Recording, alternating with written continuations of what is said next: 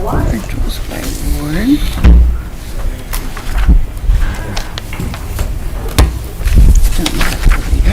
All right, good evening, everybody.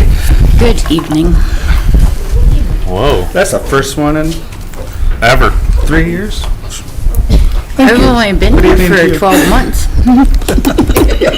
All right. Today's a little unique. It is December 9th, 2024. We do have two individual meetings today. We're going to be doing a regular legislative meeting first. All of the committees will be meeting in our regular legislative meeting this evening, and then we will roll into the regular legislative meeting, and then we'll go and we do have a committee of the whole meeting after that. That is to kind of reset our schedule for the last day of the year before 2025.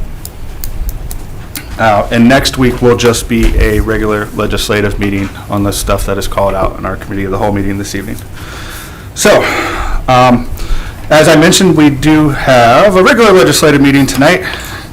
Before our regular legislative meeting, we are going to do all of our committee meetings, and it is 6:02, and we'll begin with street, sidewalk, and lighting with Mrs. Beck. Thank you, Mr. President. I would like to call the Street, Sidewalk, and Lighting Committee to order. Today is Monday, December 9th, 2024. The time is 6:02 p.m. All of my members are present, as well as the rest of council and guests noted on my sheet. Tonight, we don't have any requests for legislations. We don't have any pending legislation. And I'm going to go into miscellaneous discussion. I'm going to ask Tia Ducky, do you have any updates on the Newell project or the water line replacement for Worcester Road West? Sure, the Worcester water line, the contractor was going to start today, but it rained, so they did not do any work today. But they do plan, weather permitting, to start tomorrow. I saw today they've got a lot of the water line already delivered on site. A lot of the materials are all there, so they're ready to probably start excavating tomorrow for water. Excellent. And Newell, we have the contract with them, and we're with the Kenmore Construction Company, and we're trying to make arrangements for a pre-construction meeting. We gave them the green light to order the signal poles and equipment, so we're in the process of getting that long lead items ordered, and that's where we're at with that. Excellent. Thank you so much. Okay, a couple of things. Since this is going to be my last meeting for the year, we won't have committee meetings next week. Just kind of wanted to recap a little bit the year. I think we got a lot done this year. The streets resurfacing program, we had a significant number of streets repaved, but we also had 3 alternate roads done. So I was super happy to hear about that, and I think that was a win. Worcester Road West project started. Whether you were happy or had chagrin about that, that started. We're about halfway through, so you know we're working on that. Snyder Avenue was finished this year. One thing that I think was a win for the committee was the negotiations we had with the cutouts. I think that was a really good thing that Councilman Harris brought up. I was happy to help him out on that. It didn't go through, but out of that we got some steps forward, and I appreciate, Todd, you giving us that report every week. I think that really is helpful. I wanted to give a little shout out to the street crews for the leaf pickup. They know they worked really hard on that. So they did a great job on that. And then the plowing over last week, I think they did a great job. I think I had a plow come down my street before 11 o'clock, and I was thrilled. Just on a small side street. So great job on that. I wanted to give some thank yous to Mr. Tiadecki. Thank you for the things that you do. I see how hard you work. All the meetings and everything like that. I think you're doing a great job for the city, so thank you. Same with Mr. Shreve. You've been a big help to me this year. I can't tell you how much I appreciate you. Even though sometimes we have differences or get a little bit rough with each other, I appreciate you very much. You've been a huge boon to me this year, so thank you. Also Clay in the street garage. He runs a tight ship. He's doing a great job. They real MVP. And then lastly, the street crews. They are literally the beating heart of how this all gets done. Rain, shine, snow, get them out of bed and plow the streets or whatever needs to be done. So I'm thrilled to have those people, and I'm very grateful to have those people. And then lastly, Mr. Mayor, thanks for being our mayor. Thanks for pulling the dollars in here, the grant dollars, trying to think outside of the box on things. I appreciate you, and I wanted to let you know that. This year was kind of strange for all of us, I'm sure, getting our feet under us, figuring out what's what. And, you know, if we reached out, you guys had, you answered our questions and, you know, helped us along. So I want to thank you guys for all of that. And anybody else? I think Todd will appreciate this. Everybody get your streets in for repaving so we can get that started. Get it going. That would be greatly appreciated. Thank you. And I know First Street, Southeast, Yes. I'm very adamant. I need some water lines first. I just want to second everything you just said, and you did a great job. I wanted to, one intersection you forgot was Worcester and State Street. Oh, sorry. Especially since it's in the ward. It is beautiful. Yes, it is beautiful, even though people complained about the detours and everything. I think it's beautiful now. It's absolutely beautiful. And if you want to take a look at how many leaves the guys have picked up, take a drive down Van Buren. Just shortly, if you turn on to Van Buren off of Fairview, when you get to like the sand piles for the steel mill, you will see the leaf piles, because I can see them out my kitchen window. You will see the leaf piles that the guys have picked up and dumped there. So these guys, I have to say, I have been giving them credit for as long as I've lived in Barberton. But these guys have really busted their rear ends this year. I have never realized, because they normally don't drop them off there, so that you never realize how many leaves Once you see it all together. they pick up. And so everybody that complained or whatever, you know, I just want to say, take a drive down Van Buren and see how many leaves they've already picked up. And then complain, you know, how could you do that with the amount of trucks we have? Post it on Facebook. Put a picture on Facebook. Yeah, like Emily said, I would just like to thank all of you for all your help, especially Todd. You've helped me a lot this year in my ward with a lot of crazy constituents. But yeah, I think I'm thrilled to have been serving with all of you. I've learned so much from all of you. I think we have an amazing group that even though we have differences of opinions, we still come together to do what is right for the citizens of this city. And I'm very thankful for that. Thank you. Did you have your hand? Okay, good. Anything else from anybody in the gallery? I just want to thank everybody for all their hard work. I know it wasn't easy, especially with the streets, but somebody had mentioned the State and Worcester Road intersection and why it's physically great. If we could inquire, it was my understanding that the functionality was also going to be addressed with the left turn lane. Now that the traffic patterns have changed, and that Worcester Road is no longer the I-76 and it's now State Road, making a left either way on State Street is near impossible without having any left turn lane signals or arrows. And I thought that was going to be addressed as part of the realignment with ODOT, and nothing's changed on the signalization. So Go ahead. I'd like to address that too, is I've also noticed that the signals are not programmed yet properly. I've got some calls into ODOT, the consultant too, and hopefully they'll get the contractor to make some adjustments to that. And we're continuing to look at additional ways, even after the project was designed, to allow some additional left turn movements that we'll see in the near future here on that too. So I'll say, like we do on a lot of projects, we're not done yet. Please give us a little bit more time to get this one dialed in better. Yeah, the left turn lane was not part of the original project. The original project focused on the street resurfacing or reconstruction itself, not so much the signalization. But since they were there, that's going to happen. Again, we're not done yet with the project, but once the project is complete, that left turn lane going southbound will be installed. So, Thank you. All righty. I got one more question. Ay, caramba, you How many intersections do we have cambered now? Do you know, Tom? I'd have to get that data for you. No, I don't know off the top of my head.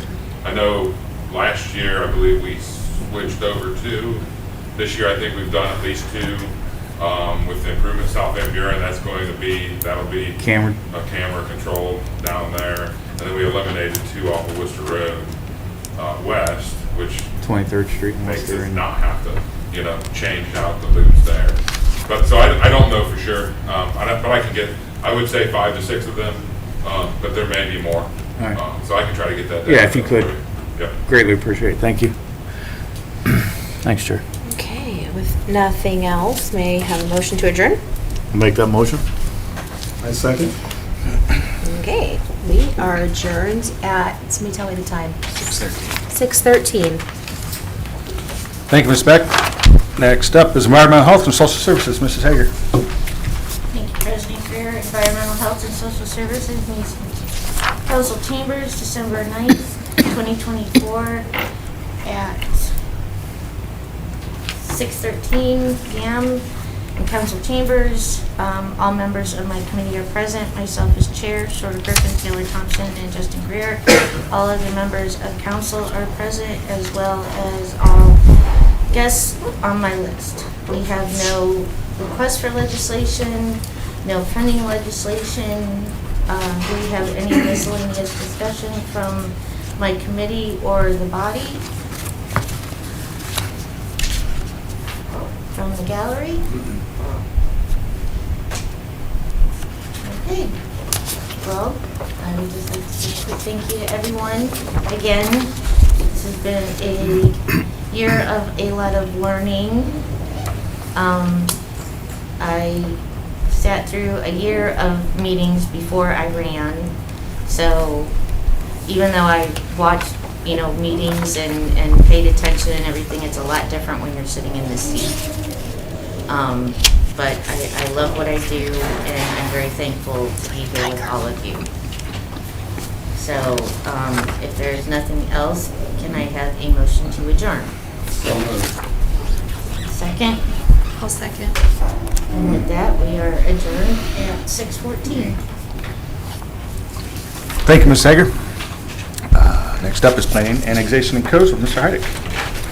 Thank you, Mr. President. Planning, Annexation, and Codes, Monday, December 9th, 2024, is 6:14 in council chambers. The committee is present, which consists of Councilors Thompson, Harris, President Greer, and myself as chair. All others are noted. We have no requests. We have pending, which would be ordinance 118-2024, that would amend ordinance 65-2009, chapter 1478 of the Barberton Codified Ordinances regarding rental registration program. Are there any comments from the body? Counselor? I just have some questions since I wasn't here Certainly. last week, and I just got to read this weekend. And I don't know who can answer this, but will some of these funds that we take in be like, we're tasking our fire department with CO detectors on top of the the smoke detectors? Is some of those funds that we collect, are they going to be transferred to the fire department to help, or what? yes and no. They won't be transferred to the fire department. They'll be in a separate fund specifically for CO detectors. Okay. But the fire department will be the ones to install them to make sure they're in the proper places if somebody comes to ask for them. Right. And then the other issue I have is the fact that homeowners get smoke detectors also, correct? they gonna be able to get CO detectors also? Since we're gonna require that a rental have them? I believe the way the legislation reads, it's just for rental properties. Okay. So we're prioritizing the rental over our homeowners then? Is that, The rentals are paying, so we thought, okay. this is similar to other cities who create a separate fund, take some of their registration so they can do a separate fund for CO detectors. Okay. Keep their tenants alive.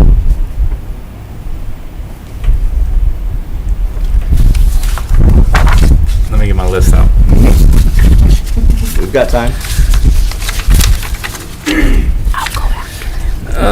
Let's see here. The one section here about the reduced rate registration rental units, that's the grandfather clause that we, The $20? yeah, the $20. Yes. Okay. And then, the entry and inspection section, is there an advance notice that we're giving these property owners, like 24 hours or 48 hours? What's the time limit on that? Do we know? Off the top of my head, I don't recall. Okay. I believe it was 24 or 48. 24 usually for a landlord to enter from, to notify their tenants. And I think that might be it.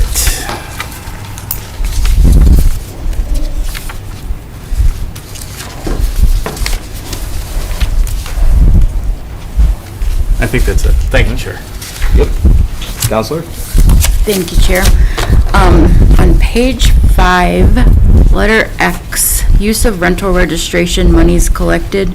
Monies collected under this chapter shall be used exclusively for the improvement of the housing, infrastructure, and administration within the city and shall be held in a separate account.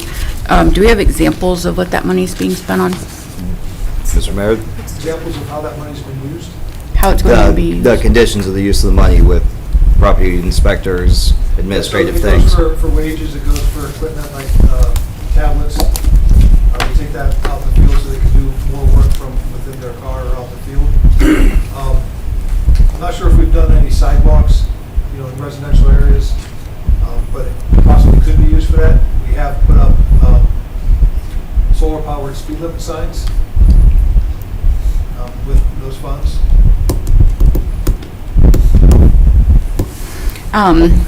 Going to what Councilor Harris was just talking about with the carbon monoxide detectors, Akron Fire just posted that they're doing those for all their residents with money through the Salvation Army. That might be something to look into, and then if we could get them paid for, it could be another service we offer everybody.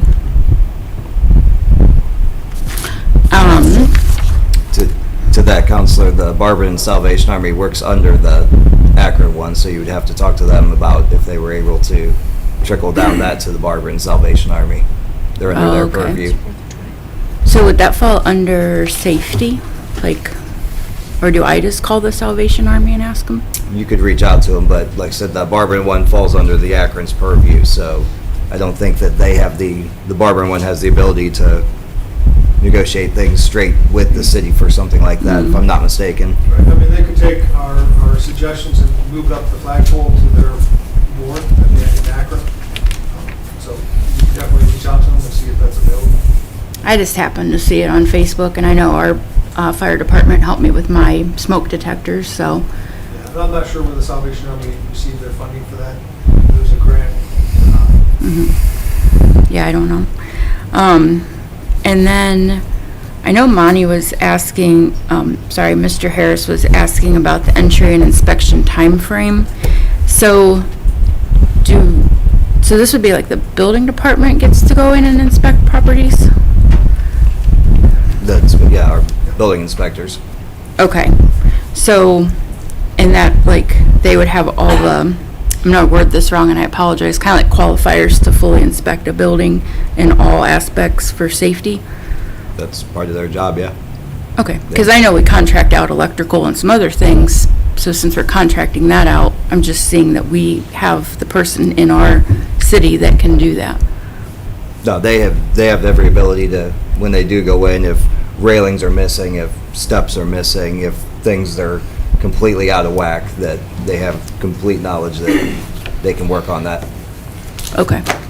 If they were to pass something and it wasn't safe, would we be held liable as a city? Mr. Mayor, he wanted So, to comment on those. The first question, the contractors that we have for plumbing or electric or something of that nature, they come in for renovation, if there's a new service put in, and they inspect that. They don't go in to do property maintenance or building inspection on an existing house unless there's a need for it. So our Correct. current employees will go in and maybe they see a new service or they see frayed wires, they can write them up for that. If it's something they're not 100%, they can't confirm themselves, we can always call in one of the contract employees. Okay. You know, I would assume that there'd be some liability if we inspected something and, you know, if you miss something, there's some guidelines around that. You know, there's, you know, an honest mistake type of thing. But if we pass something and it wasn't really up to code, then there could be. That's more of a legal question. Okay. Yeah, it was just something to consider, because if we're going in there and charging money and saying that have the ability to do an inspection, and then we've passed something that's not good, would they be able to be like, well, you charged us for an inspection and, you know, you didn't catch this and now the building's on fire? And I was just curious. Yeah, I mean, I'd point you to the law director to verify or confirm an answer on kind of the degree. Yeah. Okay. That's all. All of our property maintenance inspectors and building inspectors go through testing and certification. And so with the building inspection, that's through the state. So they have a license. The property maintenance inspectors go through some testing and certification as well. Okay. All right. That's all I have, Counselor. Thank you. Anything else from the body? Mr. President? Thank you, Chair. This kind of piggybacks on Councilwoman Gerhardt's topic. The inspections, is this something, just to clarify, that new tenants looking to move in could call and have the city go and inspect for them too as well, kind of like how a new homeowner No. has to do an inspection? They can't call and say, hey, I want this A inspected. renter going in, no, we won't respond to a renter asking for an inspection. If someone's living there and they have a inspection and they invite the property maintenance inspector in, then we can go in. But to say, hey, I'm choosing between these three apartments, can you give me an inspection on these? I'll base my decision off of that. No, but I just mean like they're moving in, they want to have it inspected, because what other time triggers the inspection to happen other than electrical work? What's the initiation process for us to go in? So on the building side, if there's a renovation of the house, new plumbing, new wiring, new things like that, then that automatically triggers an inspection. If there could be cause for an interior inspection if there's exterior issues, right? I'm just going to throw out an example. If you see the meter and there's a frayed wire going to the meter, could be something going on inside with the electrical panel as well. Throwing another hypothetical out there, broken windows. Maybe you can see some damage from the street into the house. So there's a number of things, factors, and it could be very subjective of what a property maintenance inspector would use to do an interior inspection. So, and I believe in some detail it's outlined in the legislation. And I don't have that in front of me, I apologize. Thank you, Mayor. I do have a follow-up question about the smoke detectors, since we do have the marshal and the chief in here. How does that program work as far as funding? Where do you get the smoke detectors? Do the residents buy them and you install them? Well, I mean, currently we've had funding in the past from the firefighters local and the mayor's office. Currently, we're trying to get the ones we had installed. We had quite a few of them, and they have a timeline. They're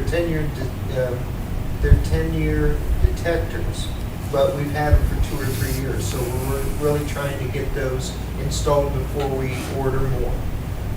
What they do is they can go online and print off a form or contact us at the fire station, and we'll go ahead and schedule a time. And usually it's during the week, Monday through Friday from 8 to 4. We'll send a in-service unit out there to see what they need. Sometimes they may only need 1 or 2, and sometimes they may need more than that. So the crew that goes out there will make an assessment and then be able to install in the right areas.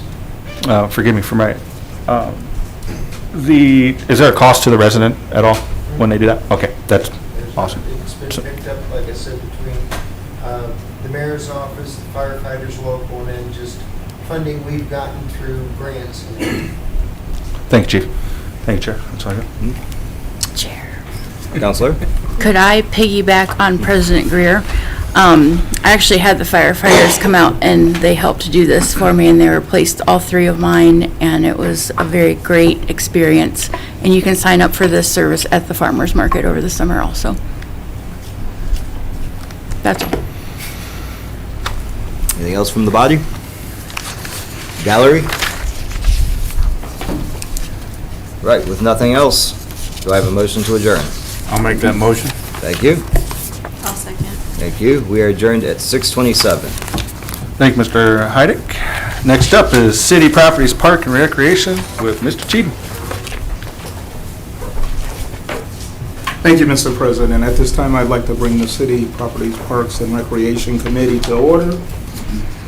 Today is December 9th, 2024. Time is 18:28 hours.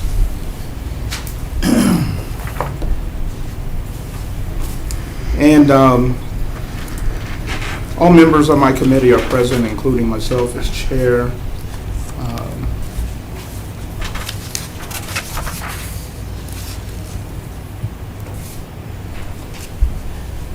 Rebecca Gerhardt as co-chair, Jennifer Hager, and Justin Greer. All others noted on my sheet. I have 0 requests for legislation and no pending as well. At this time, I'm going to open the floor for discussion from the committee. Just the way I like it. The body? Again. And the gallery? Okay. That was smooth. With that being said, this is going to be my last meeting as well. And I don't have the happy, joy like Emily does, because 2024, I can't wait for it to end. I really can't. It's been one of the roughest years of my life, and I'm just ready for it to end. As most of you know, I will be stepping down from this chair, and I'm just going to say now that it's been a pleasure working with all of you, and who knows what the future holds for the Capricorn Kid. For those that know me, that's my Western name. But anyways,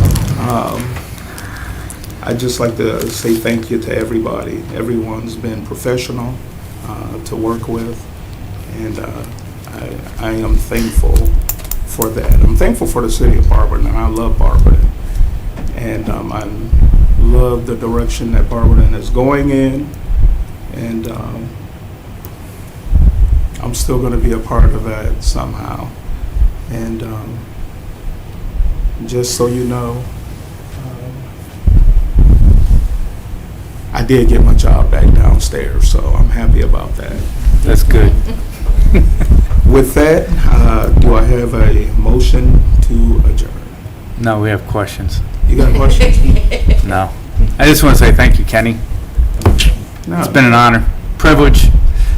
We did, 25 years together? Hate to see you go, Yeah. but I know you'll be around. And I got your number. I'm thankful and grateful for you, Monty. You just don't know. Like I was telling people, I knew that Monty was all right when my daughters fell in love with him as babies. Babies and dogs have That's that scary. instinct. Yes, they do. They have that instinct. You might have that hard exterior, but you're good people. I'm thankful and grateful for you. Thank you, Kenny. Well, we're thankful and grateful for you too. Thank you. So Kenny and I have gotten to do a lot together on Parks and Rec, and we've bonded. Maybe not 24 years of bonding, but 25, but one solid, right? And we are on our way. Where are we going? Somewhere to a rec center, Maslin, and we make the discovery that our dads work together. So I just thought that was really neat to think that we were the second generation Cheatham and Gerhart to be working together. So I'm gonna miss you. I'll figure out how to find you. Maybe Emily will give me your new address. I'll just show up. To his house. Okay. You can show But up. it's been a privilege to get to serve with you for this year, Kenny. Thank you. It's been the same. And if you do show up, bring a high C orange. That's all. Oh, case of- I would not show up empty-handed. Okay. Okay. Thank you. I appreciate that. I hate that you're leaving. I know. Hope to see you back. Yeah, we go back a few years with my kids in high school. You know all of them. The good, the bad, and the ugly. It's been good. So But I'm glad you were there to make sure my kids stayed safe thank you. and to be there when they needed that guidance. Thank you. You also answered why everybody else is skeptical of Mr. Harris. We're not babies or dogs.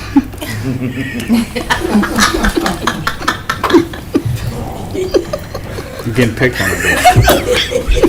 It was a good one, though. Okay, Kenny. Okay, me next.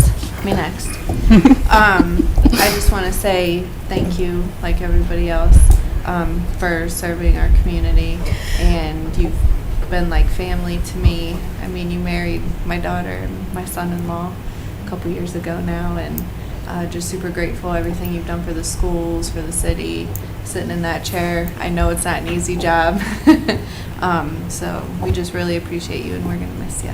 Thank you. Well, I guess I better say something. He's moving into Third Ward, so I'm gaining a constituent here. And I've been knowing him all of his life. And You got my vote. yeah, I know. And his dad, when I got married, his dad delivered my furniture, and he set up our bed. His dad set up our bed in our house, and I was just as happy. And he set up our little Ohio furniture, three-piece couch, chair, and end tables. And I was a 21-year-old, brand new wife, and his dad set up everything, you know. So I've been on the Cheathams Longer than all that. longer than he's been here. So I can tell him things that he don't really know. And you have. That means you can discipline him also. Yes.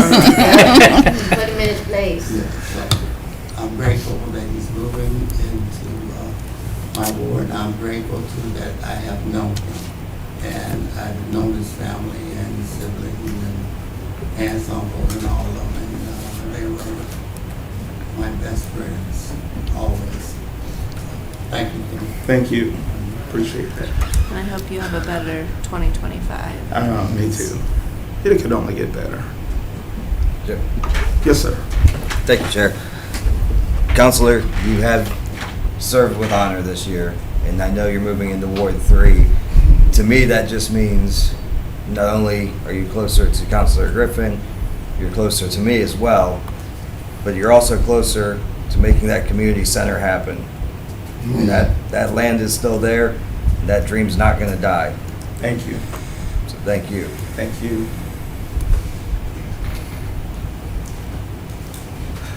Now can I get a motion to adjourn? I will regretfully make that motion. Thank you. I'll second. I knew you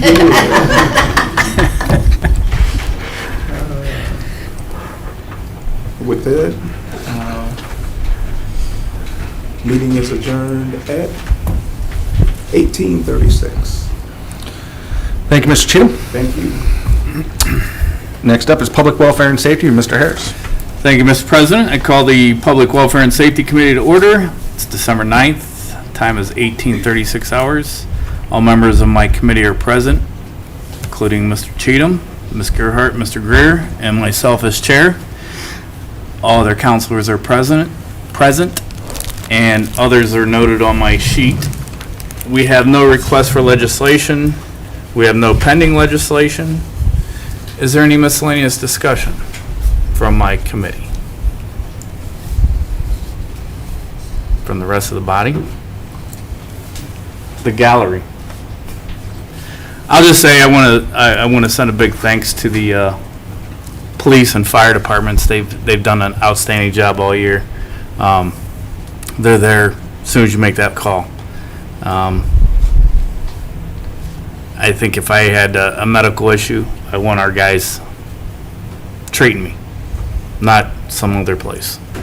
So, but I just want to send a big thank you to police and fire. You guys, you've done great. Anything else? You know what, I do have something. Counselor I just wanted Thompson.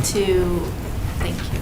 I just wanted to say thank you to our police department and our K-9 units. We have seen Emmett at the primary school. If you don't know Emmett, he is a gorgeous, gorgeous K-9. And Kate brings him to visit our kids, and their faces just light up, and it's the best to experience. I mean, we see once or twice a week, I'd say, and I love that. I love having the police presence in the schools is so important.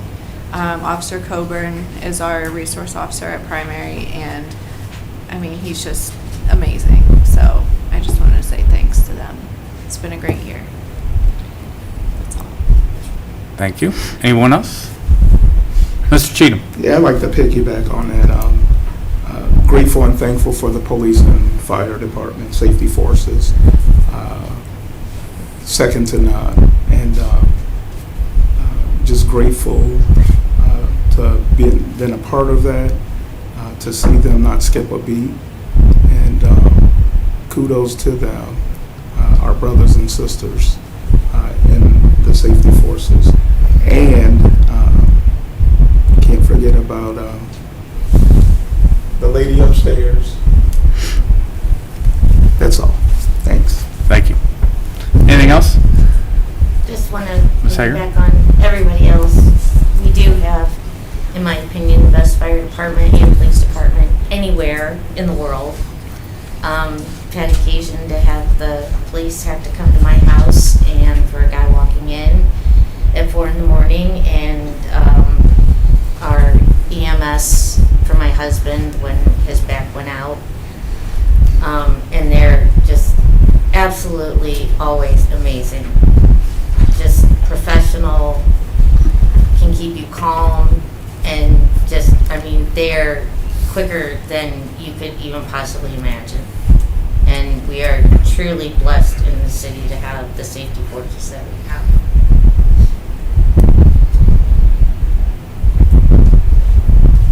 Anything else? Can I get a motion to adjourn? So move. Amen. Yeah, I will Can I get a second that, second? yes. Time is 18:40 hours and we are adjourned. Thank you, Mr. Harris. All right, next up is Rules, Marketing, and Development. Ms. Gerhart. Thank you, Mr. President. You're welcome.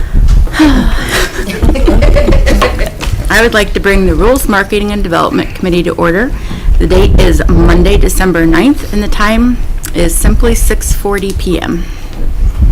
We are in council chambers. All members of my committee are present, including myself as chair, Mrs. Beck as co-chair, Mr. Heidick, and President Greer. All other council members and others as noted on my sheet. At this time, we have no requests for legislation. We do not have any pending legislation, and I'm not going to be opening the floor for miscellaneous because I feel there's no more speeches to be made, no more kudos to be given, so we'll just Just kidding. If anybody has anything miscellaneous, they can talk about it now. Beginning of the year, I'll be bringing forward some of the rules that we've talked about changing kind of as a draft so that we can all look at them and start going through those. So figure our break gives me time to get it typed up, and I think we usually, last year, or this year, we had kind of a gap before we got the budget, so we should have a couple weeks to talk about stuff, so. Is there any miscellaneous? I'll be available for sushi for the rules recap. Okay. Cool. Yes, sir. Thank you, Chair. Question for the mayor.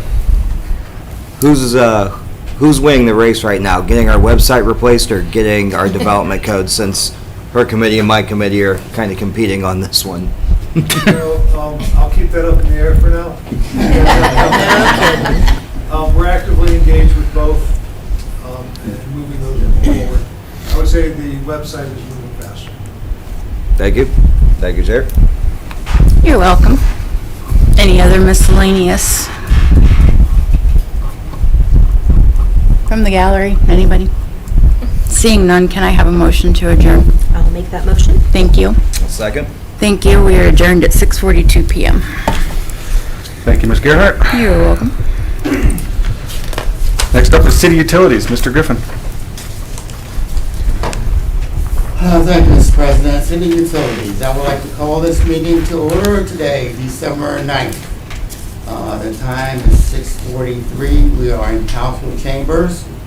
All members of my committee are present. Myself as chair, Jennifer Hager, Emily Beck, and Justin Greer, and all others noted.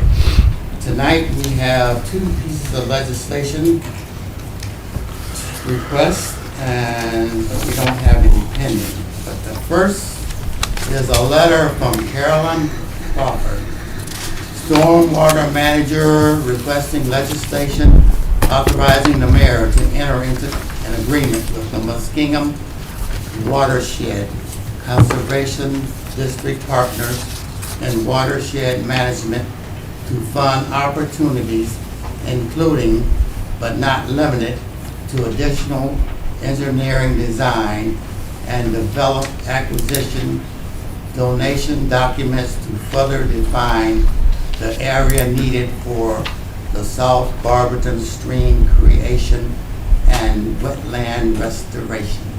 Emergency wording is requested. And Ms. Caroline, would you want to give us a little more information on this project? So we are continuing to seek funding for this engineering and design of this project and similar projects in this capacity. And we want to keep working with agencies like Muskingum that see merit in these projects and currently support and show interest in these projects. So a quick recap of this 4-phase project. A study was completed that showed 609 acres of runoff was funneled into the Twin 60s. The Tusk River will back up during heavy rains and flood events into the Twin 60s that goes back into the storm sewers. In other words, those Twin 60 pipes cannot handle the amount of runoff that's currently going to them. To alleviate the amount of runoff that goes to them, we've come up with this 4-phase project. Phase 1 being South Van Buren storm sewers, which is designed to carry the runoff created from South Van Buren. Eastern Road storm sewers were constructed to keep the wetlands at a certain level to give us the capacity to store that water during heavy rains. Phase 3 was the tide flex, which keeps the water from backing up the Twin 60s during rain events. And then phase 4 being the South Barberton stream creation and wetland restoration. This will redirect 374 acres of runoff going to the Twin 60s. And instead it'll head south where it'll outlet on Eastern Road. It'll be stored and treated within this wetland before exiting. Phases 1, 2, and 3 are complete. So we're working on phase 4. Phase 4 will create approximately 3,300 linear feet of stream. It will provide approximately 5 acres of wetland and retention pools. A berm will be constructed. That's how the water is redirected to the south away from Barberton residents. It'll provide up to 206 acre-feet of additional storage. We'll also see a reduction in our annual nutrient load of nitrogen, phosphorus, and sediment. We recently met with the Army Corps and discussed some of our recent projects we've completed, like the Snyder Oxbow wetland. They were really supportive and excited to hear of the projects we've been doing and want to continue seeing Barberton do these type of green and blue infrastructure projects. They even suggested that we partner with Muskegum in future projects to complete them. The city has been really fortunate to garner support from agencies like Muskegum in the past, FEMA, National Fish and Wildlife, ODNR, and Army Corps.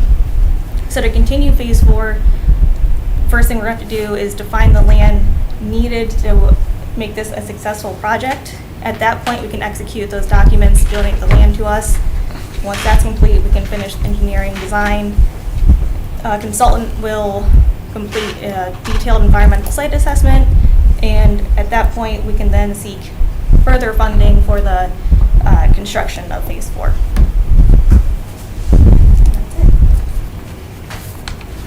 So Caroline, just what, I'm not gonna say it would eliminate it, but it would be almost elimination for the future flooding. I mean, it can rain if it rains enough, but this would, will take us past the 100-year flooding or something like that, wouldn't it? It would make a significant difference. I mean, we've already said that phases 1, 2, and 3 have made an impact. I mean, Phase 4 is going to make that even better. Right.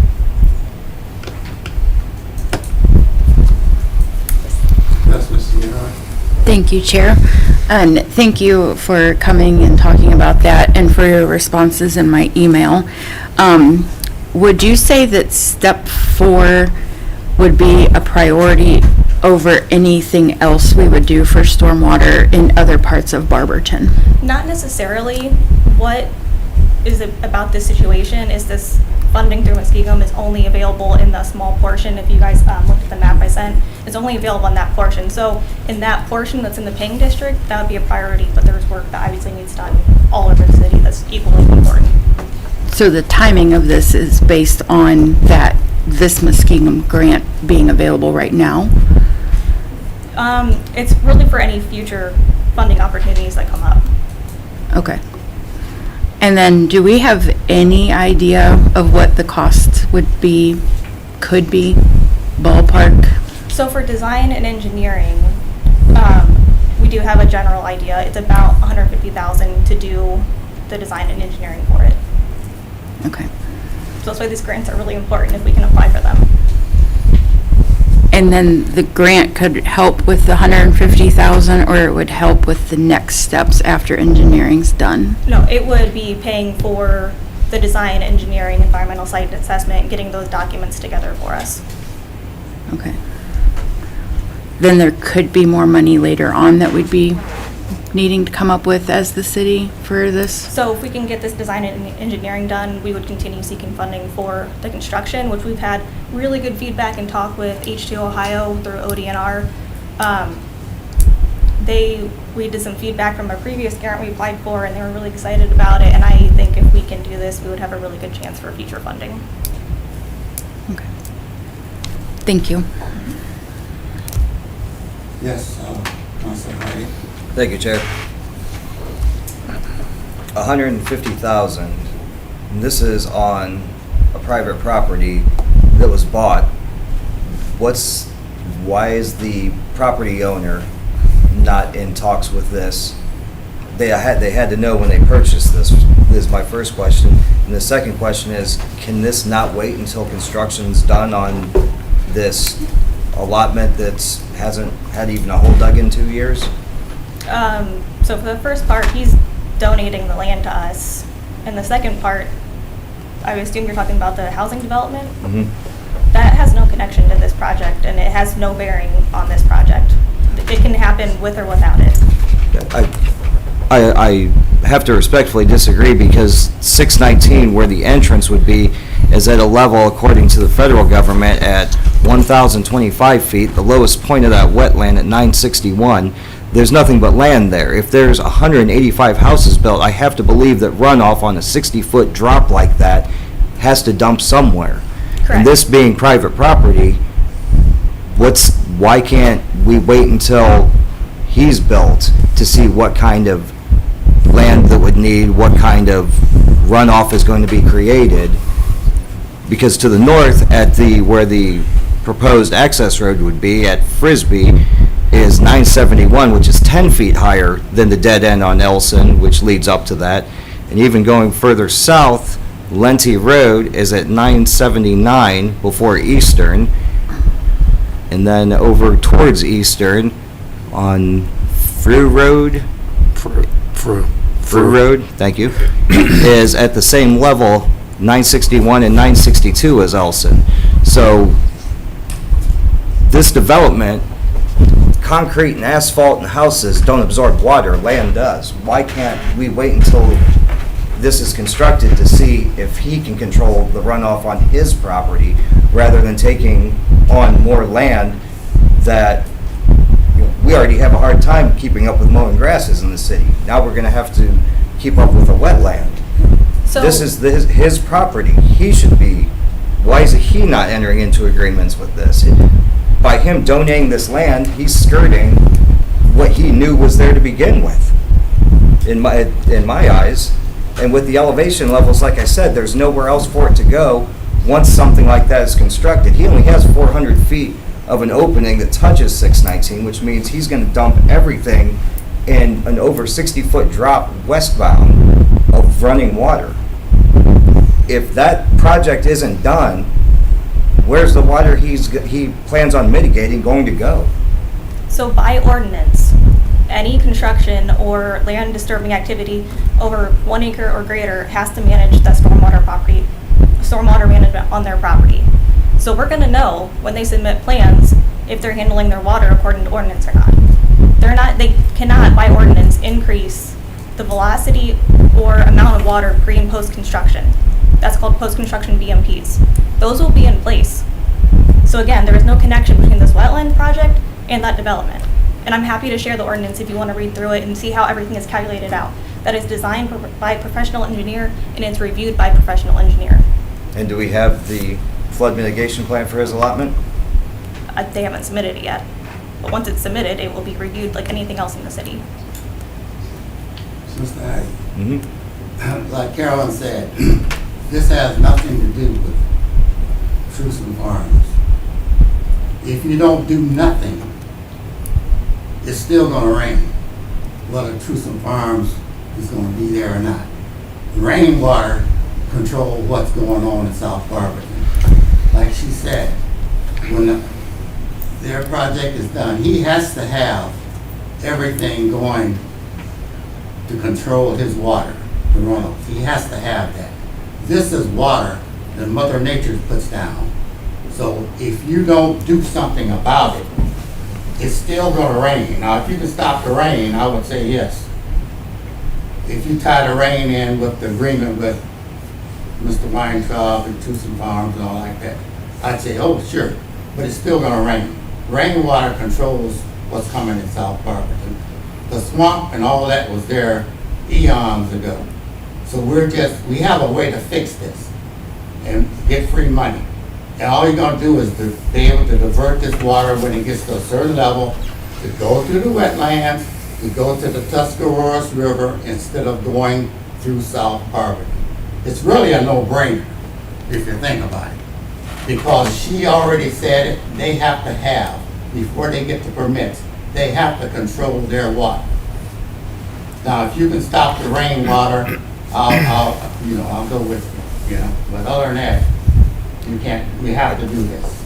With all respect, I don't see how a close to 70-foot drop from the start to the bottom that can be absorbed through the ground will not be exacerbated by concrete roads, by housing. If water is going to go, yes, we can't stop rain. Ground can absorb it, concrete doesn't, houses don't.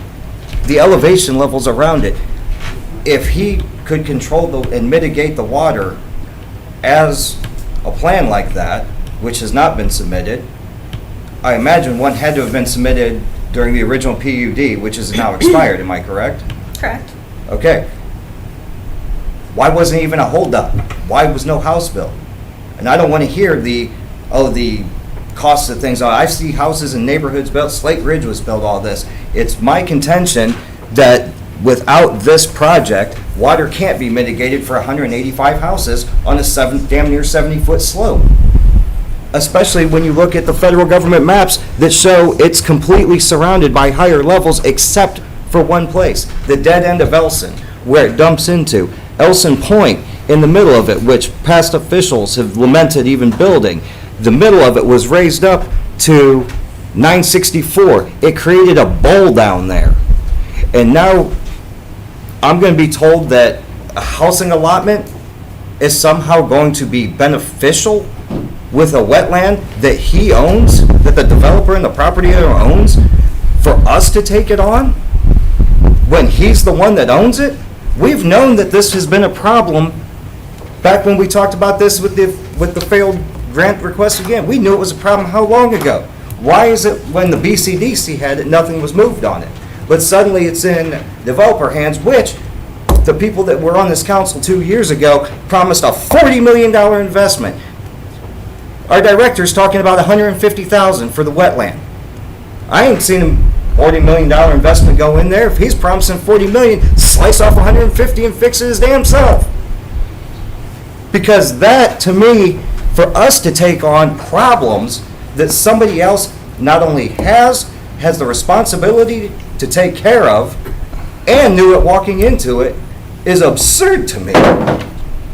So that's all I have to say, and I know I've said it 100 times, but I respectfully disagree with opinions and thoughts, but that's my side. Thank you, Chair. I would respectfully like to say these aren't opinions, they're facts. You're arguing this fact. And then I respectfully disagree with it.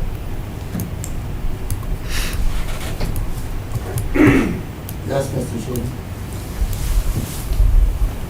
I have a problem. My problem with the whole thing is, and I understand where you're coming from, Chairman Hyde, and it makes all the sense in the world. But council voted this in, and then you just cut it off at 4. And I think that as council, if you're going to agree to do something, do it. Don't cut it off. It's like, oh, we're going to build the Robinson Street Bridge. Oh, we don't like the way that something goes with something else, and cut that project off. Well, if you agree to the project in the beginning, I believe that you should finish it. And again, I know what you're saying. I agree with it, but you agreed to the project in the beginning. I believe that you should finish it. It's a good old adage that my dad would always say: if you start it, finish it. Thank you. Yes, Mrs. Beck. If that development is made, those impermeable structures, roofs, streets, sidewalks, they're going to be there anyway. So if what you're concerned about, Councilman Heidick, that making that wetland, and if that development can't mitigate all of their runoff water, then that water's coming to South Barberton anyway. It's coming there anyway. Yeah, this guy has taken a long time to make this development. It could be another 20 years before he moves one scoop of dirt. And in the meantime, 600 acre feet of water is coming towards South Barberton. I think this really is a no-brainer. The money is out there. It's not coming out of Barberton's pocket. Somebody's going to get that money. Why not us? We're not in a position to turn down any money for flood mitigation. Indeed. We're not in any position to say no. If Mr. Crawford and the government, the city, can get grant money to fix this problem, we have to do it. Tucson Farms may not be completed in my lifetime. I'll have to be 20 years, another 20 years.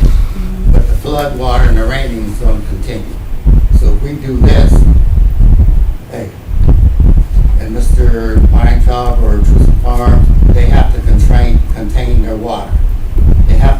permit to have the water go to their proper place to contain it, to go where it's supposed to go. Now, if we sit back and do nothing, it's still gonna rain and it's still gonna run off. And if you wanna know, you wanna really know something, where he's moving to Spruce up there, that shouldn't have never been built. Before, that shouldn't have never been built, because that posed a threat to South Barberton flooding, but it was built anyway, wasn't it? And that runoff still goes down there. That's not contained. They got it coming down there, but that wasn't supposed to be built either, but it was built. And something else to South Barberton and Barberton as a whole. We don't have property sitting out there like Green and Wadsworth and some of these other places for development. We're in a corner. If we don't do this, where can we go? Where can we go to put new housing in? Where can we go? You tell me, where can we build it? We don't have it. So you gotta develop something. We need housing, we need people. We need people in Barberton to help the city and everything else. The government and for our business and everything else. So if we can control this flood water, we have to do it. Mr. Teodecki. So, again, I want to remind everybody of a fact of the drainage areas. The area that we're trying to help, think of it as a bowl of water. That bowl of water is a different bowl of water that Truson Farms will drain into. These two bowls don't mix. Truson Farm drains into this bowl and goes south. The bowl that's overflowing overflows into the neighborhood, west and north into the Twin 60 areas. That bowl that we're trying to fix that keeps overflowing into the neighborhoods will continue to overflow and flood the neighborhood unless this project moves forward. It doesn't matter whether Truson Farms happens, the development happens, it doesn't happen. Those two bowls are separate. We keep trying to explain to people these two bowls are separate. We're trying to fix the small bowl that overflows into the neighborhood. That's our fourth project, is to prevent that bowl from overflowing into the neighborhood. We're going to stop it from overflowing into the neighborhood, and we're going to control that water so it has a different outlet, not through the neighborhood. That I don't know how to describe it any better.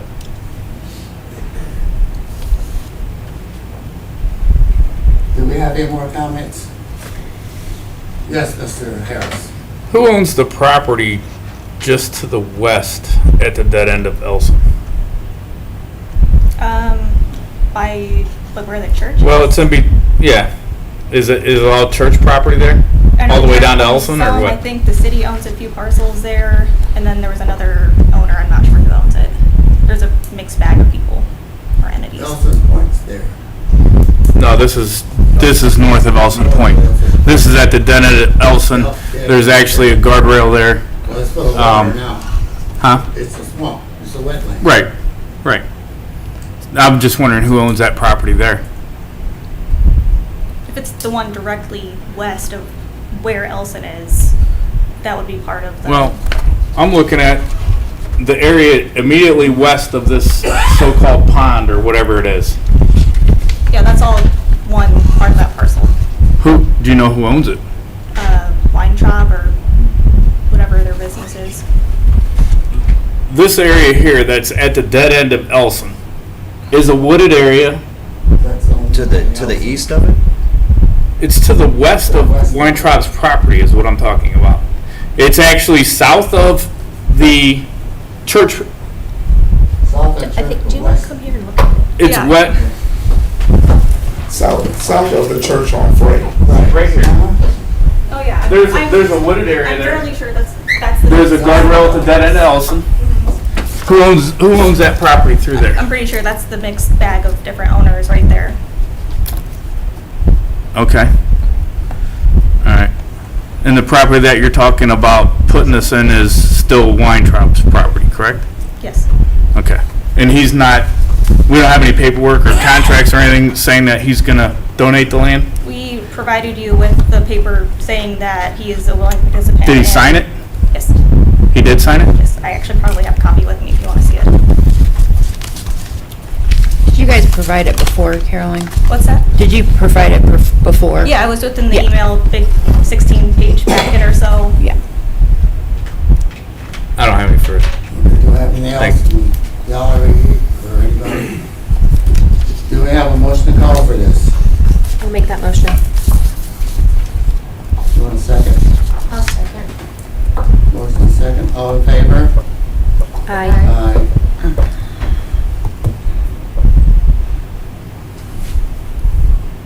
Motion passes, right? Okay, thank you, sir. Thanks, everyone, for this. Our second piece is a letter from, second piece of legislation, a letter from Dennis Weaver, Utilities Director, requesting legislation for approval of the contingency funds in amount of $217,346 to be appropriated from the unappropriated item of the city grant fund to the capital budget of the city grant fund. Emergency wording and one reading requested. Please see request. And I'd like to refer this to finance. Do I have any questions on this? No questions? Do I have a motion? I'll make that motion. Oh, Good. I'll make that motion. I will second. Thank you, Jennifer. Second by Mrs. Beck. All in favor? Aye. Aye. Motion passes. Legislation. We have no pending legislation. Do we have any more discussion or anything? Miscellaneous discussion? Can I have a motion to adjourn? I will make that motion. Thank you, Mrs. Beck. Second? I will second. Thank you, Jennifer. We are adjourned at 7:03. That I passed. Thank you, Mr. Griffin. Last but not least, Finance and Personnel, Mrs. Town. Thank you, Mr. President. I'd like to bring the Finance and Personnel Committee to order. It is Monday, December 9th, 2024. Is that a 3 or an 8? Okay. It's 7:08 PM here in Council Chambers. All members of the committee are present, which includes myself as chair, Mr. Heidig, Mr. Griffin, and Mr. Greer. All other guests are noted on my sheet. We have several requests for legislation this evening. The first being a letter from Dennis Weaver, Utilities Director, requesting an appropriation of $1,162,159 from the unappropriated item of the Water Plant Construction Fund to the capital budget of the Water Plant Construction Fund. Emergency wording is requested. Are there any questions about this? Hearing none, do I have a motion to call? I'll make that motion. Thank you, and a second? Aye, second. Those in favor? Aye. Next, we have a letter from Jeremy Flaker, our Finance Director, requesting legislation to accept a temporary operating budget to cover the operating expenses for the city through the first quarter of operations or until an annual budget is adopted. Emergency wording and one reading is requested. You guys should have all received that. Are there any questions about this? It's pretty standard, right? Yeah. Hearing none, do I have a motion to call for this? So moved. Thank you, and a second? I'll second. Those in favor? Aye. Alright. Next, we have another request from Jeremy Flaker, our Finance Director, requesting legislation modifying appropriations within certain funds in order to cover expenses to the end of the year. Emergency wording and one reading requested. This is also pretty standard, but are there any questions about this? Yes. Could we just explain this a little bit better for the newbies? Mr. Flaker.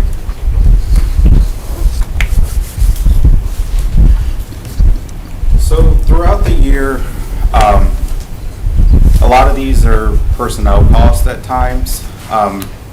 Maybe a department goes over their budget personnel-wise, maybe they didn't plan for the step increases.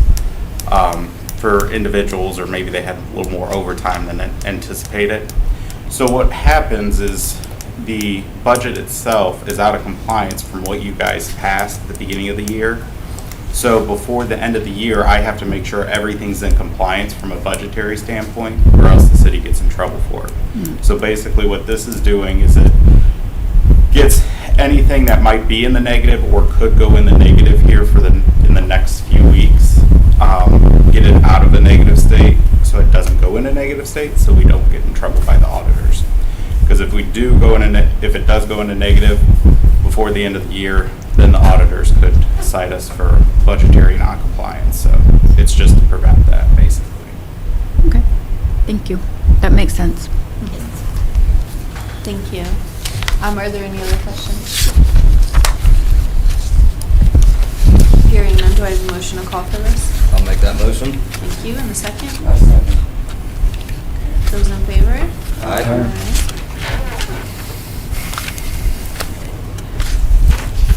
Next, we have another request from Jeremy Flake, our Finance Director, requesting legislation to adopt the street capital improvement budget for 2025.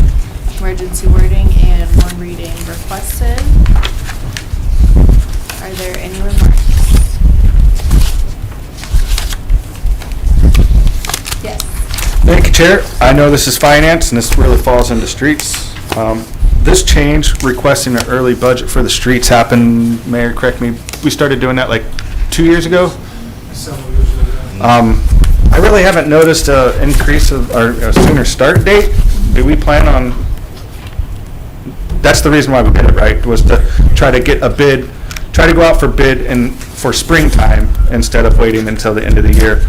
Is there any movement on that thought process to still to try to get it? Because we really haven't started the road programs. It may be 30 days sooner, but not. The community, and I don't want to compare us to other communities, but communities around us start their street program in the spring, right? So the roads are completed and throughout that year. Just seeing where our thought process is on and where we're at now. Yeah, each year, we work with our consultant and try to get that done as quickly as possible. Once that flows through the bidding process and then flows through city council and then the contract, you set up the pre-con meeting. So there's a lot of work that goes into it. Every year we try to get better at that with working with our consultant and getting this stuff done. So. Okay, I just was seeing if there was any definite movement on it, because that's why we started doing that, I believe. Yeah. Thank you, Mayor. Thank you, Chair. Are there any other questions?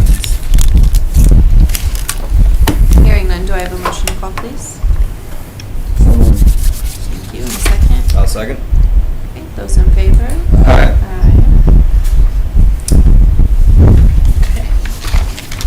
Next, this was referred from utilities. Mr. Griffin just reviewed this in his committee meeting.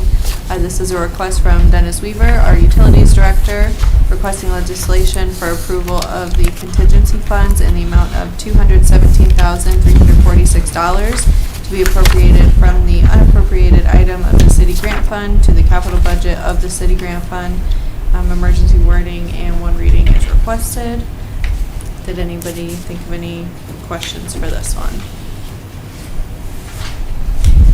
Hearing none, do I have a motion to call, please? I'll make that motion. Thank you. And a second? Second. Okay, those in favor? Aye. Okay, next up, we have a request from Mayor Judge, requesting legislation to approve a subrecipient agreement. Councilwoman Thompson, Yes. I request that this be pulled. Okay. So, we will. And I want to confirm a few things, and I can explain to council after I make some confirmations. Okay. Thank you. Cross that one out. Go on. Moving on. We have no appointments at this time. We do have some pending legislation this evening. Ordinance number 117, 2024. Foundation Grant Application Leadership Involvement Fair. This resolution of the Council of the City of Barberton supports and authorizes the law director to apply to the Barberton Community Foundation for a grant in the amount of $2,000 to be used for a leadership involvement fair in February of 2025 and declaring an emergency. Ordinance 119, 2024, title Appropriation Fire Department. This would appropriate $894.40 from the unappropriated item of the general fund to the fire department's operating budget and declaring an emergency. Ordinance 112, 2024, title Non-Bargaining Personnel Policy. An ordinance adopting a new non-bargaining personnel policy 2025 and repealing all ordinances in conflict therewith. This would be the second reading. I would like to vote on that this evening, as long as my committee is okay with that. Are there any remarks regarding this piece of legislation? Yes, Ms. Gerhart? I did have a couple questions, if I could ask them on that. Yeah. Okay. Because I know it really just seemed like it was coming down to the $3 an hour on the sick time for the chiefs during retirement, but then there were just other questions I had to throw out the packet. On page 3, talked about at the top here, effective January 1st, 2002, longevity should be paid as follows. I wondered if that was still current or if that needed updated, given its age. I believe that was just following the pay scale. Can you give me the page number again? Page 3.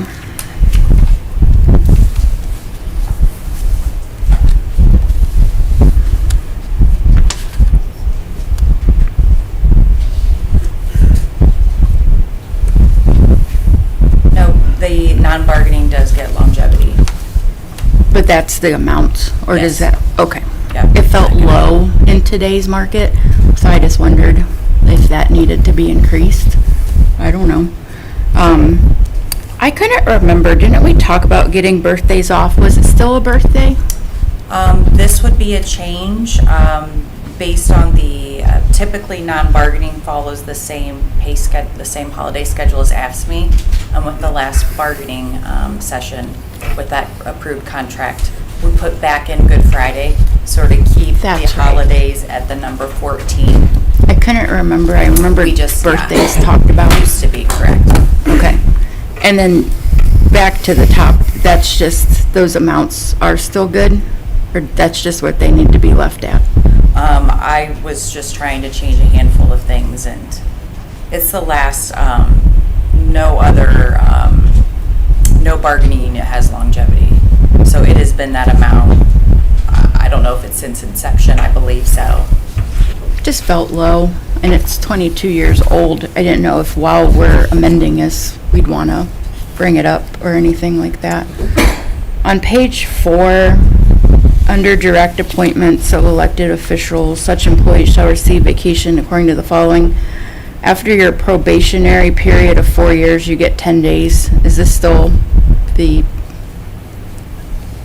does that just need to stay where it's at? Because I know. That's a standard, I mean, this is what was approved prior. I wasn't trying to go through and make a lot of changes. I feel that it is equitable to what the other units have. Okay. I know at the beginning of the year, whenever we went, kind of had some of your other stuff in front of us, it was to be competitive with other cities. And I didn't know if at 4 years you only had 10 days, like if that would be making us competitive to get good workers and stuff. I mean, this is something, so since the last major revision, the inception, so it was 2018, and since that final one was approved, there have been amendments that have been made along the way, and I plan to still continue doing that. Okay. To keep current. I've made several amendments since then, and since this time I was doing about 4. I was like, can we start from a fresh policy? But I do plan on, if I see things and know that it's time, to come and ask for some amendments. Okay. And then I think my last thing was just, I definitely applaud you and Mrs. Miller for, coming up with ways to get guys or gals to want to take the chief's exam. And this is a nice, generous thing for the chiefs, but in light of like the overtime that they can achieve by not becoming chiefs for 20 years, is this really going to incentivize to? It is, doing the numbers, it is definitely a much better, if you want to say a severance package. And you make a good point that yes, looking at the overtime, even for the last 2 years for police and for fire, we have many, 8 just for police last year made more money than the chief. And then fire, the same if not more. Actually, all of the captains for fire, and then the lieutenants, and actually firefighters. So it was a big change just for that, so we'll have to evaluate it. It's the first change that's been made since the inception, which I believe was 2001 for the policy. Okay. That was all I could come up with for my questions. Thank you, Chair.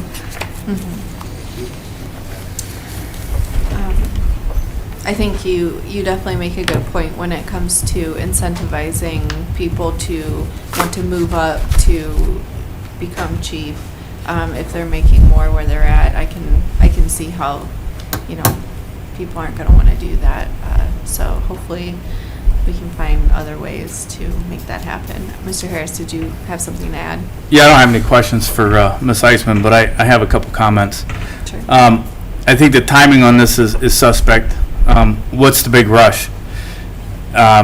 It goes back to what we discussed earlier this year with the different pay scales of non-bargaining and stuff.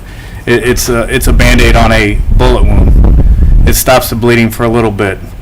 The other thing is, it's amazing to see people get their feelings hurt just because you're questioning what's going on. We as council people were elected by the people, not by the administration. We don't work for the administration. We work for the people. And that's where we should stick our head. And that's where you should get off your behinds and research stuff and talk to the people and form your decision that way. Thank you. Mr. Heineck? Thank you, Chair. Was the test deadline able to be extended? It was. I didn't realize it when the vote was put on hold, but yes, I went to the commission last week and asked for it to be extended. And how long was the extension? Till the 12th. Thank you. Thank you, Chair. Any other questions?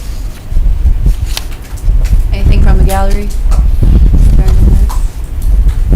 Thank you, Ms. Eisman.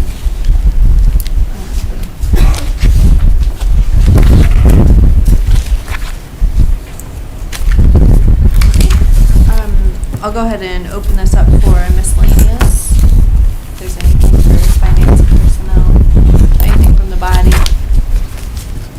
from the gallery. Mr. Flaker, did you have anything else you wanted to add this evening? Finance report. I think we're okay for tonight. Thanks, though.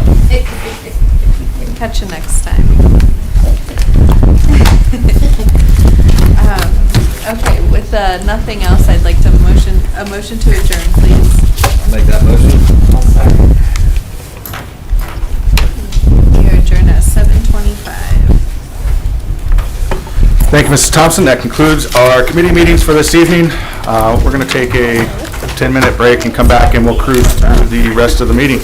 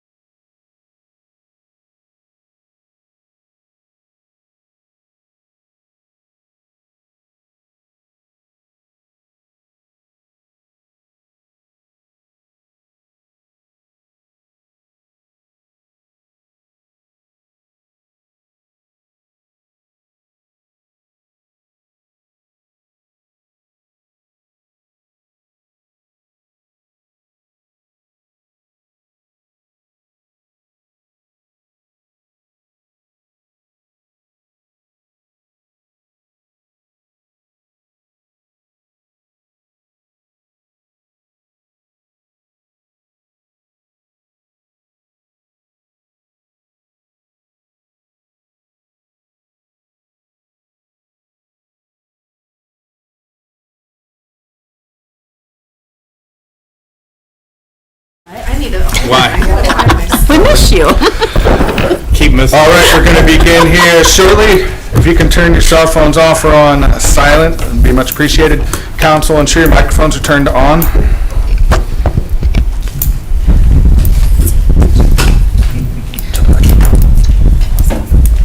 You ready? All right. Today is Monday, December 9th, 2024. This is a regular legislative meeting of Barberton City Council. I call this meeting to order at 7:40 p.m.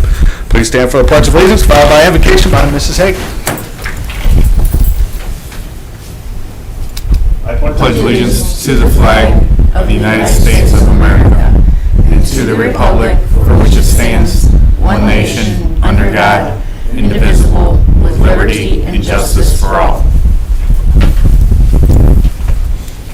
As we come to the beginning of the new year, I found a passage that really spoke to me. As we look to our hearts, as we make our decisions, from Matthew 5:14 through 16, you are the light of the world. A city that is set on a hill cannot be hidden. Nor do they light a lamp and put it under a basket, but on a lampstand, and it gives light to all who are in the house. Let your light so shine before men that they may see your good works and glorify your Father in heaven. May all of our decisions be guided by our Lord and with our community and its people in mind. May the Lord protect our safety forces, our military, and keep all in His holy name. Amen. Amen. Amen. Thank you, Mrs. Hager. Clerk, please call the roll. President Greer. Present. Mr. Hyden. Here. Mrs. Thompson. Here. Mrs. Hager. Here. Mr. Cheatham. Here. Mr. Griffin. Here. Mrs. Beck. Here. Ms. Gerhart. Here. Mr. Harris. Here. Thank you. Approval of the minutes of the regular legislative meeting held on Monday, November 25th, 2024, as presented. Mr. Heidick. Thank you, Mr. President. I move for the approval of the minutes of the regular legislative meeting from Monday, November 25th, 2024. Thank you. Mrs. Thompson. Thank you, Mr. President. I'd like to second Mr. Heidick's motion to approve the minutes. Thank you. A motion was made by Mr. Heidick and seconded by Mrs. Thompson to approve the minutes from the regular legislative meeting held on Monday, November 25th, 2024, as presented. Are there any remarks? All those in favor signify by saying aye. Aye. Aye. Opposed? Minutes are adopted. Petitions and claims. We have none. Matters requested. They have all been dispersed. Citizens addressing council. There are none. So we'll hop right into first reading of ordinances and resolutions. Ordinance number 117-2024, presented by Mrs. Thompson. Title, Foundation Grant Application Leadership Involvement Fair. A resolution of the Council of the City of Barberton supports and authorizes the law director to apply to the Barberton Community Foundation for a grant in the amount of $2,000 to be used for a leadership involvement fair in February of 2025 and declaring an emergency. Thank you. Motion to suspend, Mrs. Thompson. Thank you, Mr. President. I move that the rule is required by Section 5.10 of the Barberton City Charter be suspended. Thank you. Mr. Heidick. Thank you, Mr. President. I will second Councilor Thompson's motion on suspension. Thank you. A motion was made by Mrs. Thompson and seconded by Mr. Heidick to suspend the rules required by Section 5.10 of the Barberton City Charter.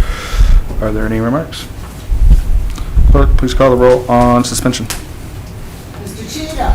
Yes. Ms. Gerhart. Yes. Mrs. Thompson. Yes. Mr. Harris. Yes. Mrs. Hager. Yes. Mr. Griffin. Yes. Mr. Heidick. Yes. Mrs. Beck. Yes. Motion for suspension carries. Motion to adopt. Mrs. Thompson.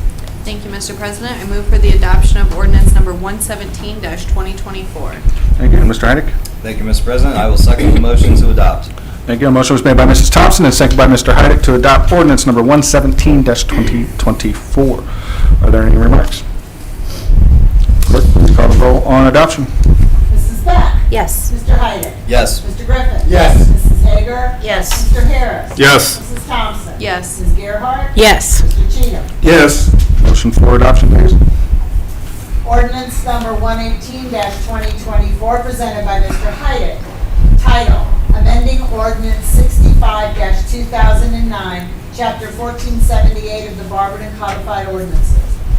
Adopt revised rental property registration program. An ordinance amending ordinance 65-2029, repealing ordinance number 164-1990, and ordinance number 188-1990, chapter 1495, rental properties of the Barberton Codified Ordinances, adopting a new rental property registration program, and amending the Barberton Codified Ordinances by adopting a revised rental property registration program. Motion to suspend, Mr. Heidick. Thank you, Mr. President. I move that the rule required by Section 5.10 of the Barberton City Charter be suspended. Thank you. Mrs. Thompson? Thank you, Mr. President. I'd like to second Mr. Heidick's motion on suspension. Thank you. A motion was made by Mr. Heidick and seconded by Mrs. Thompson to suspend the rule as required by Section 5.10 of the Barberton City Charter. Are there any remarks? Clerk, please call the roll on suspension. Mrs. Hager? Yes. Mr. Harris? Yes. Mr. Cheatham? Yes. Mr. Heidick? Yes. Mrs. Beck? Yes. Mrs. Thompson? Yes. Mr. Griffin? Yes. Ms. Gerhart? Yes. Motion for suspension carries. Motion to adopt, Mr. Heidick. Thank you, Mr. President. I move for the adoption of ordinance 118-2024. Thank you. And Mrs. Thompson? Thank you, Mr. President. I'd like to second Mr. Heidick's motion on adoption. Thank you. A motion was made by Mr. Heidick and seconded by Mrs. Thompson to adopt ordinance number 118-2024. Are there any remarks? Clerk, please call the roll on adoption. Ms. Gerhart? Yes. Mr. Griffin? Yes. Mrs. Thompson? Yes. Mrs. Beck? Yes. Mr. Heidick? Yes. Mr. Cheatham? Yes. Mr. Harris? Yes. Mrs. Hager? Yes. Motion for adoption carries. Ordinance number 119-2024, presented by Mrs. Thompson. Title, Appropriation Fire Department. An ordinance appropriating $894.40 from the unappropriated item of the general fund to the fire department's operating budget and declaring an emergency. Thank you. Motion to suspend, Mrs. Thompson. Thank you, Mr. President. I move that the rule is required by Section 5.10 of the Barberton City Charter be suspended. Thank you. Mr. Heidick? Thank you, Mr. President. I will second Councilor Thompson's motion on suspension. Thank you. A motion was made by Mrs. Thompson and seconded by Mr. Heidick to suspend the rule as required by Section 5.10 of the Barberton City Charter. Are there any remarks? Clerk, please call the roll on suspension. Mrs. Beck? Yes. Mrs. Thompson? Yes. Mr. Harris? Yes. Ms. Gerhart? Yes. Mr. Heidick? Yes. Mrs. Hager? Yes. Mr. Cheatham? Yes. Mr. Griffin? Yes. Motion for suspension carries. Motion to adopt, Mrs. Thompson. Thank you, Mr. President. I move for the adoption of ordinance number 119-2024. Thank you. Mr. Heidick? Thank you, Mr. President. I will second the motion to adopt. Thank you. Motion was made by Mrs. Thompson and seconded by Mr. Heidick to adopt ordinance number 119-2024. Are there any remarks? Clerk, please call the roll on adoption. Mr. Griffin? Yes. Mr. Cheatham? Yes. Mrs. Hager? Yes. Mr. Heidick? Yes. Ms. Gerhart? Yes. Mr. Harris? Yes. Mrs. Thompson? Yes. Mrs. Beck? Yes. Motion for adoption carries. This ends the first reading. Second reading of ordinances and resolutions. Ordinance number 112-2024, presented by Mrs. Thompson. Title, Non-Bargaining Personnel Policy. An ordinance adopting a new non-bargaining personnel policy 2025 and replacing all ordinances in conflict therewith.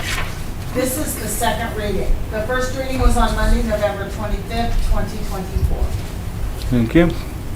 Motion to suspend, Mrs. Thompson. Thank you, Mr. President. I move that the rule is required by Section 5.10 of the Barberton City Charter be suspended. Thank you. Mr. Heidick? Thank you, Mr. President. I will second Councilor Thompson's motion on suspension. Thank you. Motion was made by Mrs. Thompson and seconded by Mr. Heidick to suspend the rules required by Section 5.10 of the Barberton City Charter. Are there any remarks? Clerk, please call the roll on suspension. Mr. Harris? No. Mrs. Hager? Yes. Ms. Gerhart? Yes. Mrs. Thompson? Yes. Mr. Cheatham? Yes. Mr. Griffin? Yes. Mr. Heidick? Yes. Mrs. Beck? Yes. All right, motion for suspension carries. Motion to adopt. Mrs. Thompson. Thank you, Mr. President. I move for the adoption of ordinance number 112-2024. Thank you. Mr. Heidick. Thank you, Mr. President. I will second the motion to adopt. Thank you. A motion was made by Mrs. Thompson and seconded by Mr. Heidick to adopt ordinance number 112-2024. Are there any remarks?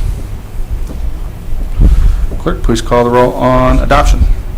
Mrs. Beck? Yes. Mr. Heidick? Yes. Mr. Griffin? Yes. Mr. Cheatham? Yes. Mrs. Thompson? Yes. Mrs. Gerhart? Yes. Mrs. Hager? Yes. Mr. Harris? No.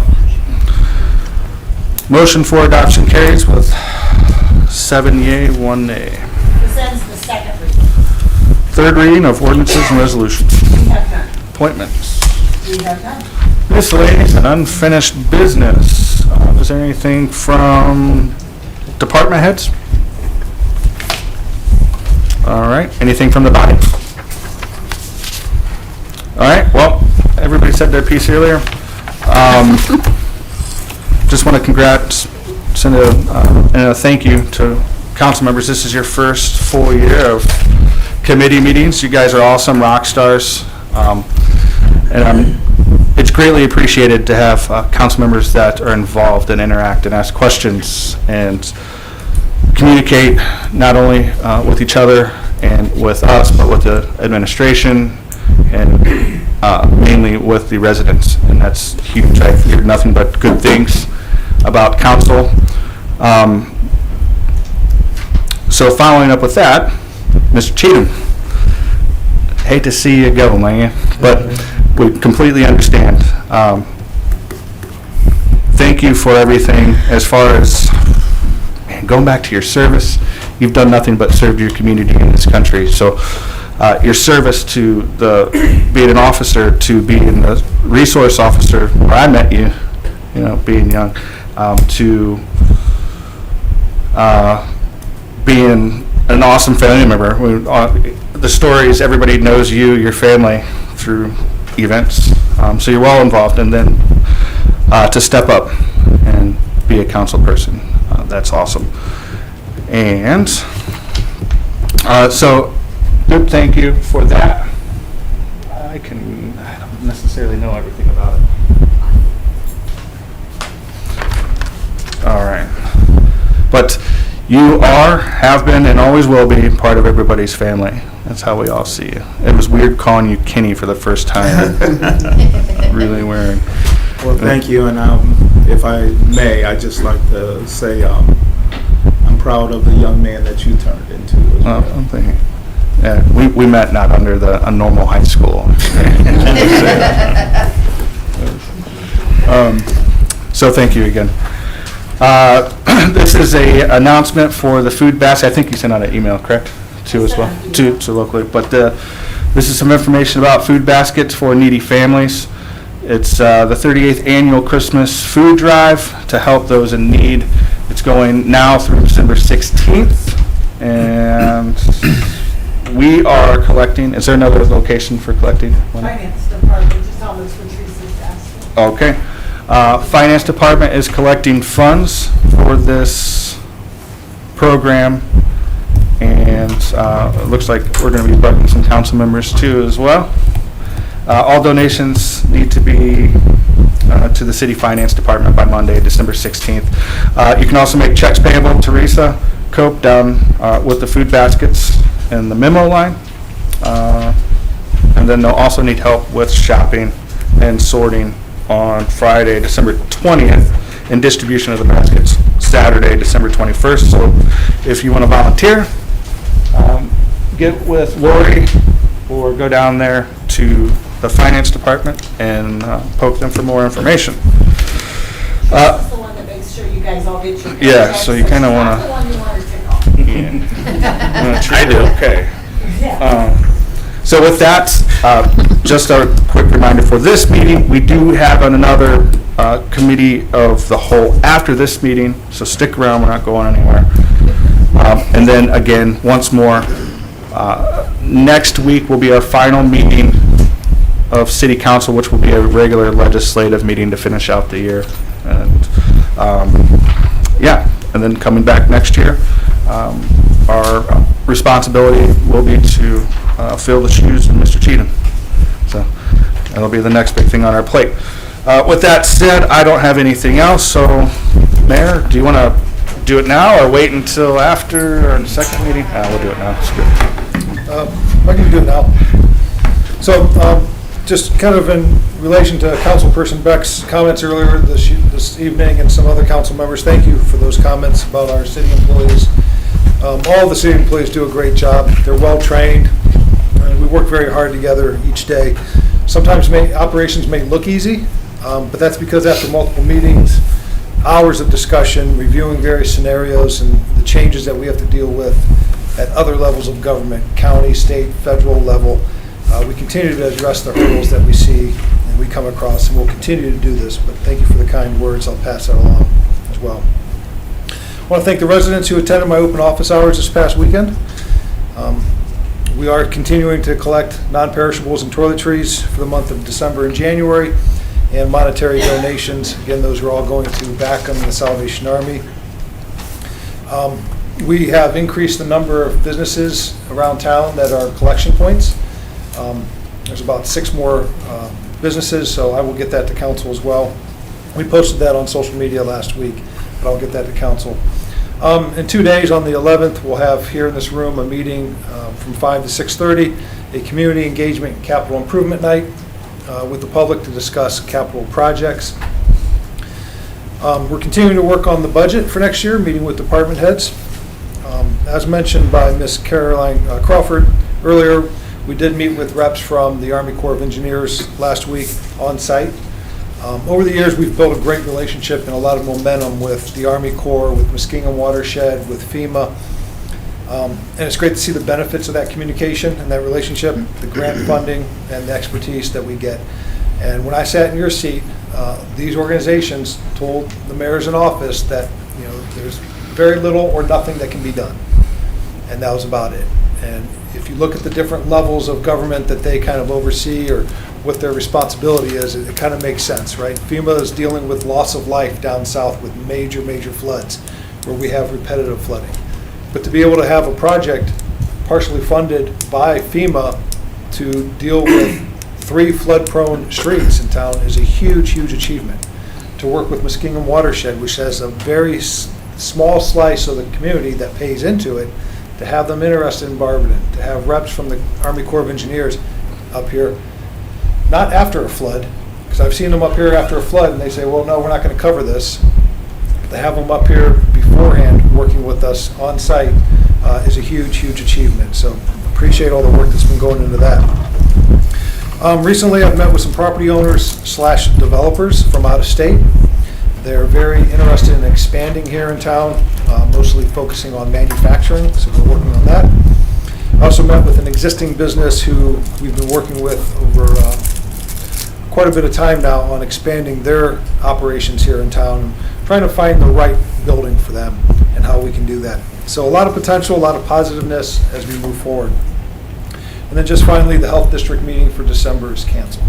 So that's all I have unless there's any questions. All right, thank you. Thank you, Mayor. With nothing else, do I have a motion to adjourn? Mr. Heide. Thank you, Mr. President. Motion to adjourn. Thank you. Mrs. Thompson. Thank you, Mr. President. I'd like to second Mr. Heidick's motion to adjourn.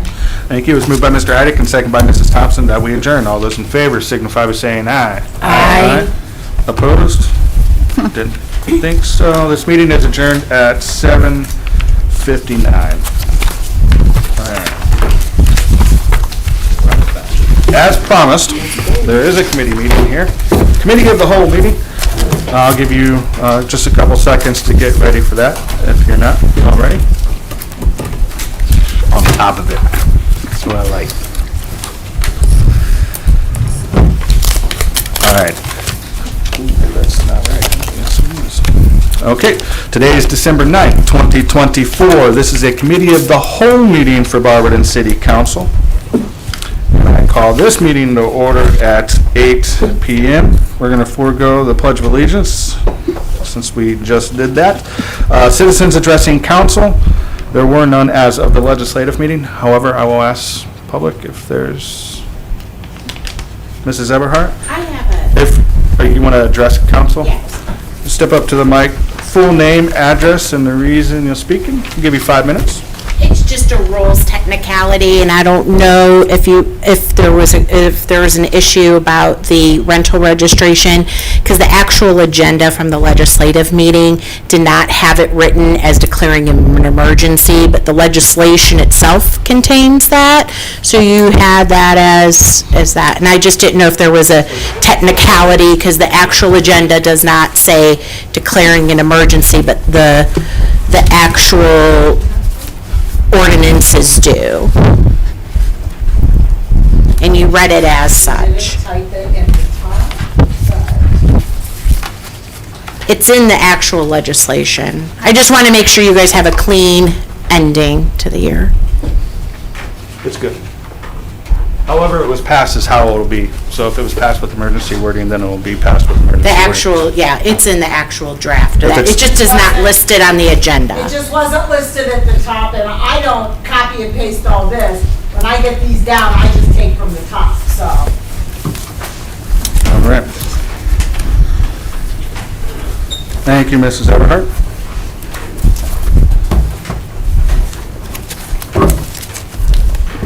Is there any other public wanting to address council?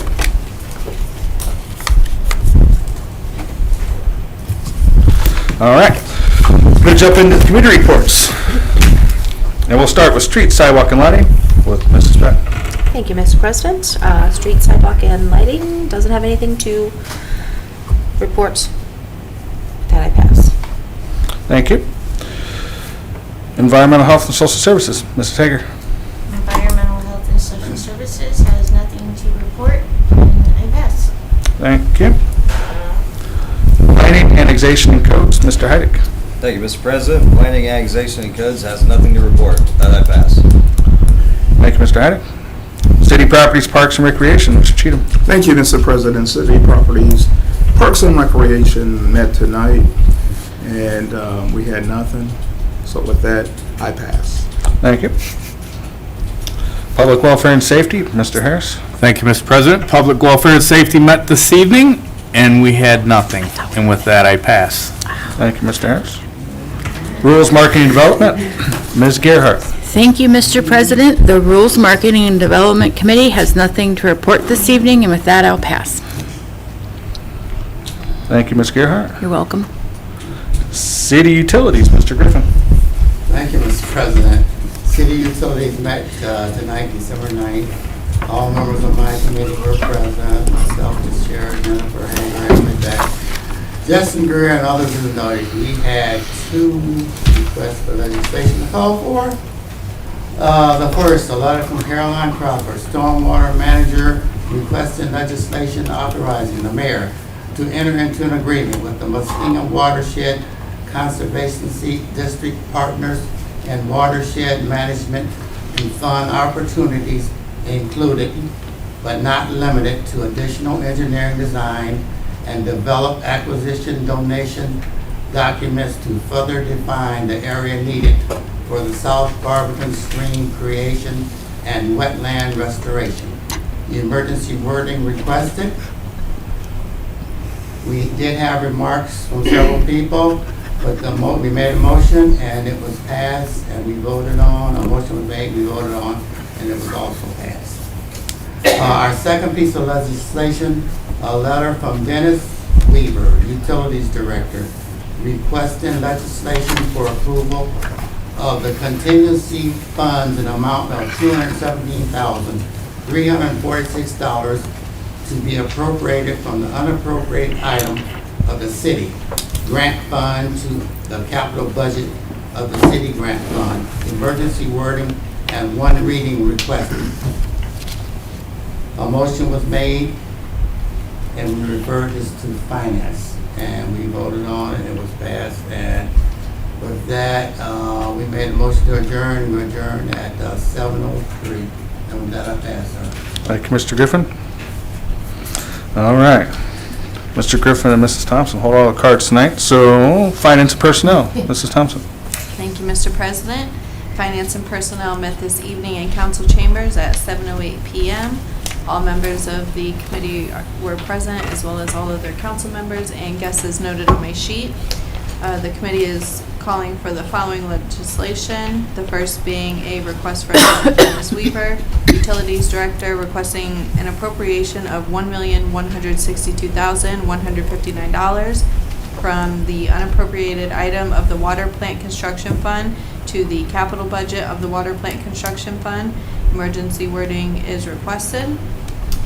A request from Jeremy Flaker, our Finance Director, to accept a temporary operating budget to cover the operating expenses for the city through the first quarter of operations or until an annual budget is adopted.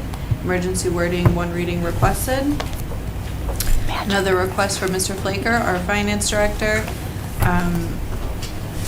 requesting legislation modifying appropriations with certain funds in order to cover expenses to the end of the year. Emergency wording and one reading requested. Another request from Mr. Flaker, our Finance Director, requesting legislation to adopt the street capital improvement budget for 2025. Emergency wording and one reading requested. Then we had the request that was referred from utilities, from our Utilities Director, Dennis Weaver, requesting legislation for approval of the contingency funds in the amount of $217,346 to be appropriated from the unappropriated item of the city grant fund to the capital budget of the city grant fund. Emergency wording and one reading is requested. All pending legislation was passed this evening. And we adjourned at 7:25. With that, I pass. Thank you, Mrs. Thompson. That concludes our committee reports. I have nothing further to report. Is there any new stuff from the body? Anything new from department heads? Anything new from the mayor? All right, with nothing else, this meeting is adjourned at 8:07 PM.